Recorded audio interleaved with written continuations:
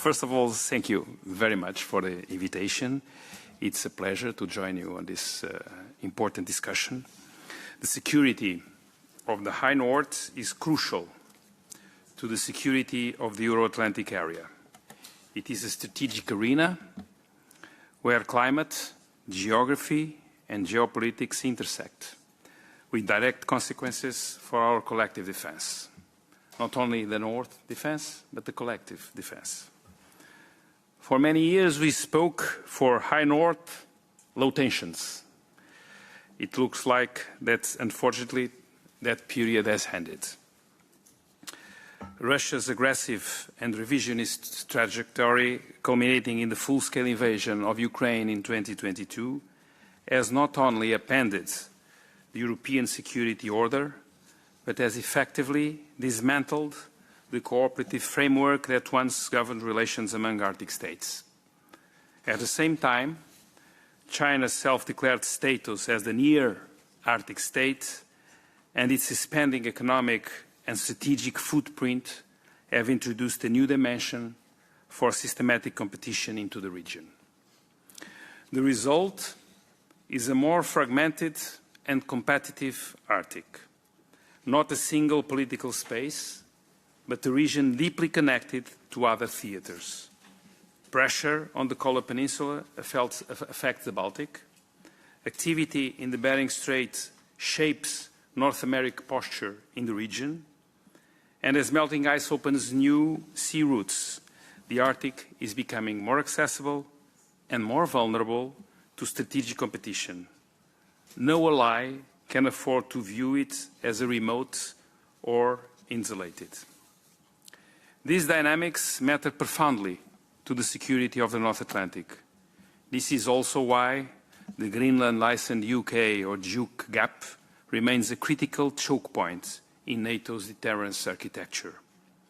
And I should say, when the NATO Parliamentary Assembly visited the Faroe Islands in 2025, our Faroese colleagues gently remind us not to forget the F. They suggested really ought to be the GIF-UK gap. Alongside the Bear Gap, these corridors are vital to monitoring and constraining the movement of Russian submarines from the Kola Peninsula into the wider Atlantic. Ensuring control and awareness in these spaces is therefore a strategic imperative. The security of the High North is inseparable from the credibility of NATO's deterrence and defense posture as a whole. And this requires not only military vigilance, but political clarity, a shared recognition that what happens in the Arctic will increasingly shape the balance of power across the entire Euro-Atlantic area. In January 2026, the NATO Parliamentary Assembly Bureau adopted a statement regarding the Arctic in which we underlined the importance of strengthening our deterrence and defense posture in the region to ensure effective collective defense. We called on NATO to strengthen the alliance's presence in the region and increase the scope and scale of collective defense exercises in the High North. We underlined that security in the Arctic must be achieved collectively through cooperation and by upholding the principles of the UN Charter, including sovereignty, territorial integrity, and the inviolability of borders. We also reaffirm that the necessity of respecting the democratic sovereignty of both the Danish and Greenland people. NATO has responded with clarity. The alliance launched Arctic Sentry, a framework bringing all NATO and national activities in the High North under one coordinated approach. It links major exercises like cold response and Arctic endurance and aligns NATO's operational headquarters with the commands responsible for North American and European defense. This is not simply coordination. It is a political signal of unity, readiness, and resolve in a region that is becoming central to strategic competition. This builds on important steps. Joint Force Command Norfolk now has direct responsibility for Denmark, Finland, and Sweden securing the Atlantic-Arctic link. A new Air Operations Center in Norway strengthens oversight and control from the Baltic Sea to the Barents, enhancing situational awareness across the northern flank. Forward land forces in Finland strengthen NATO's northern frontier, and Iceland air policing continues to ensure persistent vigilance over critical airspace and sea routes in the North Atlantic. These initiatives reflect the integral role the Arctic and the High North in the defense of the entire alliance. Of course, as we invest more in Arctic security, we need to make sure to listen to those who live in the region. This is why the NATO Parliamentary Assembly has led parliamentary delegations to Greenland, the Faroe Islands and Svalbard, among others.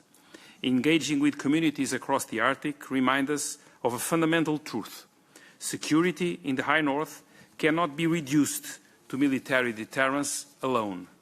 It is also about safeguarding livelihoods, protecting critical infrastructure, ensuring search and rescue capabilities, and managing the growing pressures that global competition places on small and often vulnerable communities. These communities expect to be heard, and as parliamentarians, we have a responsibility to ensure their voices shape allied policy. This is precisely where the parliamentary dimension is indispensable. Looking ahead, the question is not only what NATO and the EU should do in the High North, but also what we can do reliably and at scale in one most demanding operational environments on Earth.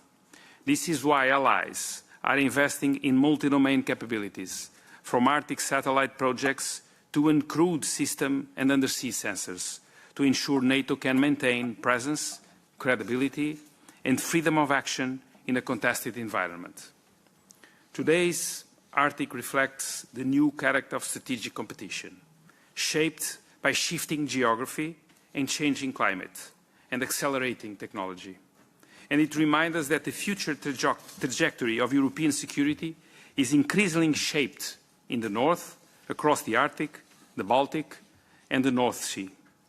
Our task is to ensure that NATO and the EU act with coherence, realism, and unity, and that the voices of the Arctic communities from Nuuk to Tórshavn remain at the heart of our decisions. Thank you.